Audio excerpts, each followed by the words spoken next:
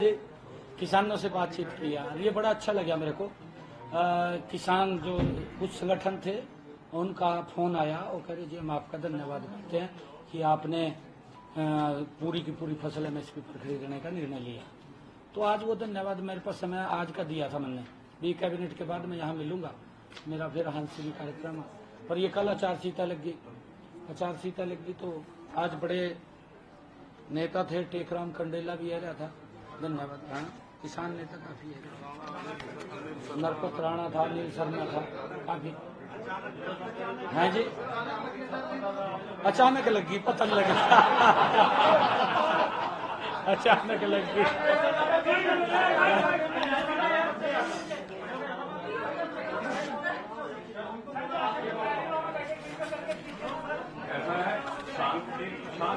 आप तैयारी करिए, इसी शुरू करते हैं।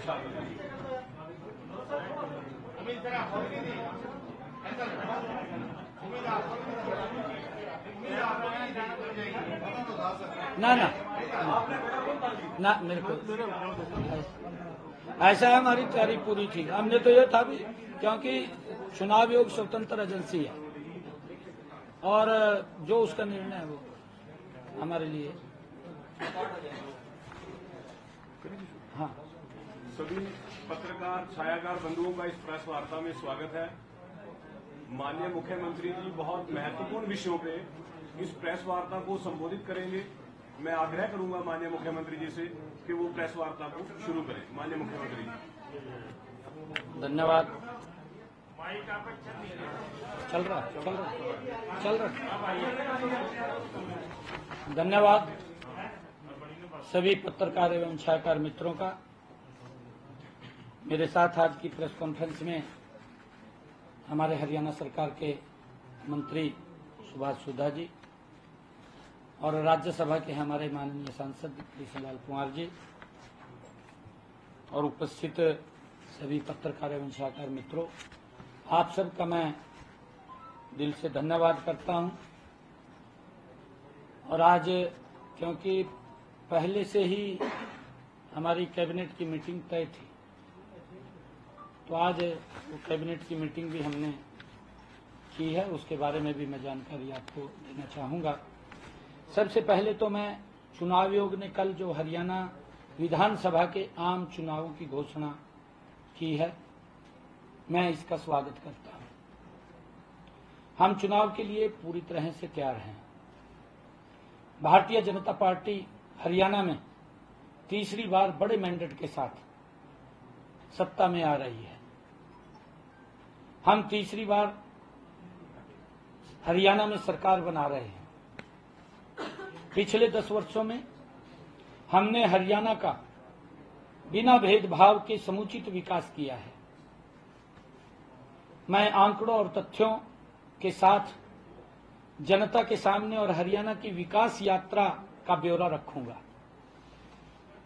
साथ साथ विपक्ष के लोगों से भी इस बात के लिए हम पूछेंगे कि जनता के सामने झूठ बोलने से बेहतर तो ये रहेगा कि वो अपने कामों का गुणगान करना चाहिए, उनको बताना चाहिए कि हमने ये काम किया, हम यहां पर रहे। झूठ फैलाने में लगे हुए हैं।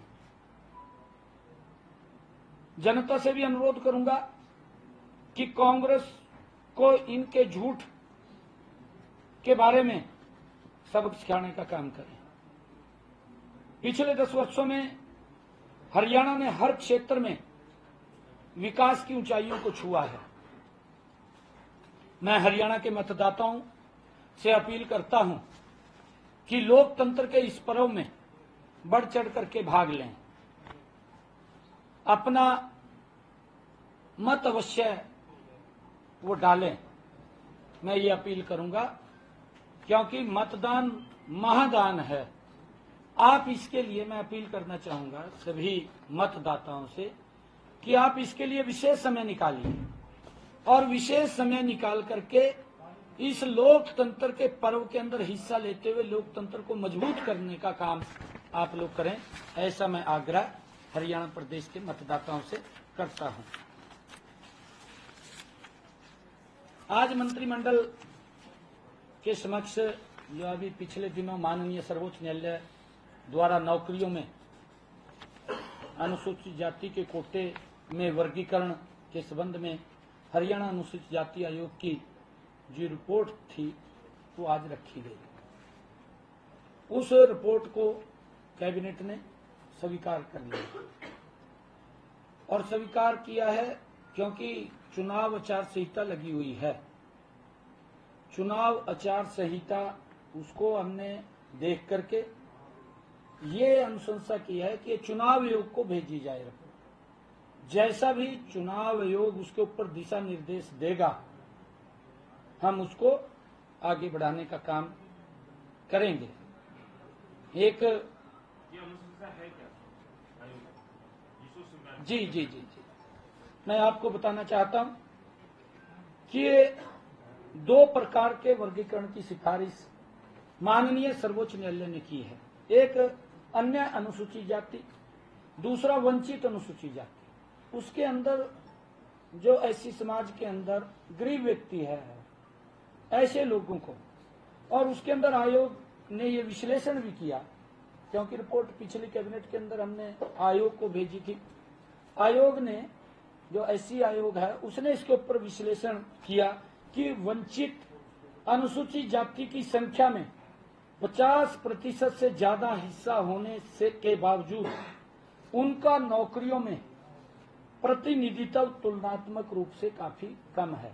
ये आयोग ने रिपोर्ट देकर के भेजा है। ये मैं बता रहा हूँ मैं सारा कुछ बताऊंगा आपको। बात पूरी हो जाए सवाल बाद में मैं आपको बताऊंगा कि अन्य अनुसूचित जातियों में जैसे चमार है, रेगर है, रायगर है, रामदासी है, रविदासी है, बलही है, बटाई है, मोची है, जाटव है, ये अन्य अनुसूचित जातियों में शामिल हैं। वंचित अनुसूचित जातियों में जैसे वाल्मीकि है, धाणक है, ओड है, बाजीगर है, मजहबी है, मजहबी सिख है, इसके साथ साथ 36 अन्य जातियां भी हैं जो इसके अंदर वंचित अनुसूचित जाति में शामिल हैं। हरियाणा में आज सरकारी नौकरियों में सीधी भर्ती में 20% कोटा अनुसूचित जाति के लिए आरक्षित है। आयोग ने यह सिफारिश किया, मैं आयोग की बात कर रहा हूं। आयोग को हमने पिछले कैबिनेट के अंदर भेजा था। आयोग ने यह सिफारिश की है कि इसका आधा प्रतिशत यानी 10% वंचित अनुसूचित जाति के लोगों के लिए आरक्षित किया जाए। यदि कोई योग्य अभ्यर्थी वंचित अनुसूचित जाति से नहीं मिलता, अगर उससे नहीं मिलता तो उस स्थिति में अन्य अनुसूचित जाति के अभ्यर्थी से उस पोस्ट को भरा जाए, चयन किया जाए उसका। ये उसके अंदर उन्होंने सिफारिश की है। इसी प्रकार उपलब्ध 20% कोटे में से आधा प्रतिशत यानी 10% कोटा अन्य अनुसूचित जाति के लोगों के लिए आरक्षित किया जाए। यदि कोई योग्य अभ्यर्थी अन्य अनुसूचित जाति में से नहीं मिलता तो उस स्थिति में वंचित अनुसूचित जातियों से अभ्यर्थियों का चयन किया जाएगा। हाँ जी, इधर से भी ले सकते हैं, उधर से भी ले सकते हैं, दोनों भी खाली ना पोस्ट रहे, जो वो कोटा है वो कोटा उतना बरकरार रहे। और इसी प्रकार आज के कुल 20% कोटा में कोई परिवर्तन नहीं होगा क्योंकि वो 20% जो कोटा है वो कोटा रहेगा। आज कैबिनेट ने इन सारे आंकड़ों का विश्लेषण का अध्ययन करने के बाद हरियाणा अनुसूचित आयोग की रिपोर्ट को स्वीकार कर लिया है, जैसा मैंने बताया भी है। लेकिन आदर्श आचार संहिता लागू होने के कारण फिलहाल इस मामले में आगे की कार्रवाई अमल में चुनाव के बाद लाई जाएगी। हाल ही में कैबिनेट द्वारा 50,000 से दूसरा जो विषय है हमारा, आज एक और विषय था जो हमने 1,20,000 HKRM के जो कर्मचारी थे उनको सुरक्षित करने का काम किया था। और लगातार हमारे पास कुछ लोग और आ रहे थे क्योंकि उसके अंदर 50,000 की कैप लगाई थी। उसके अंदर कोई किसी की जो सैलरी 53,000 कुछ थी या 57,000 कुछ थी, ऐसे काफी वर्ग आ रहे थे। हमने ये उसी में ही पीछे निर्णय ले लिया था कि इनको भी कुछ न कुछ इसके अंदर सुधार किया जाए, क्योंकि आज कैबिनेट के अंदर आना था ये विषय। ये कैबिनेट के अंदर आया है कि ऐसे 50,000 से कम वेतन लेने वाले अनुबंधित कर्मचारियों की सेवाओं को सुरक्षित करने का फैसला वो पीछे लिया गया था। आज यह फैसला लिया गया है कि उच्चतर शिक्षा विभाग के एक्सटेंशन जो लेक्चरर हैं, इंजीनियरिंग कॉलेज व पॉलिटेक्निकल की गेस्ट फैकल्टी को भी इसमें कवर किया जाएगा। इनका केस चुनाव आयोग को अनुमति के लिए भेजा गया है, चुनाव आयोग को भेजा है कि हमने इनको, जो हमारे एक्सटेंशन लेक्चरर थे, क्योंकि उनकी एक समस्या थी, हमने कहा है कि ये समस्या भी चुनाव आयोग को बतानी है, क्योंकि ये पहले से ही एजेंडा तैयार था, और एजेंडा तैयार था तो आज एक कैबिनेट की बैठक थी, उसके अंदर हम निर्णय तो दे नहीं सकते थे, कोई भी न ले सकते हैं जब तक चुनाव आयोग नहीं बोलता। चुनाव आयोग बोलेगा तो हमने कहा है कि इसको चुनाव आयोग को भेजे। अगर वो हमें इसको, क्योंकि ये समस्या है, क्योंकि उनकी ये एक्सटेंशन लेक्चरर हैं, इंजीनियरिंग कॉलेज के हैं और पॉलिटेक्निकल गेस्ट के हैं, कि आप चुनाव आयोग को भेजें और जो भी वो अनुमति देगा उसके बाद उसके ऊपर हम